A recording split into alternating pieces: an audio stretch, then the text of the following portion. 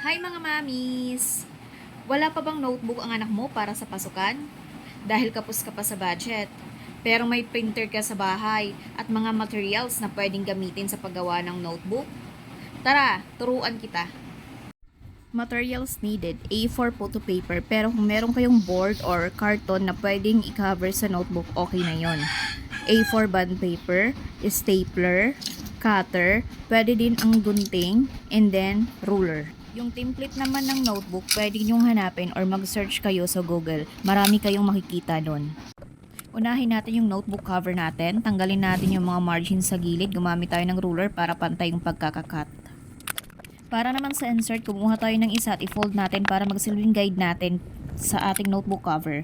Tapos, i-clip natin para hindi siya gumalaw. Yan, tapos i-stapler na natin. I-push natin yung staple wire para mas kumapit yung insert natin. Tapos, i-fold natin sa gitna. And then, cut na ulit natin yung mga sobra nating insert sa side. Tapos, yung nasa baba naman. Tapos, yung insert naman sa taas, ikat natin. At ayan, tapos ng notebook natin.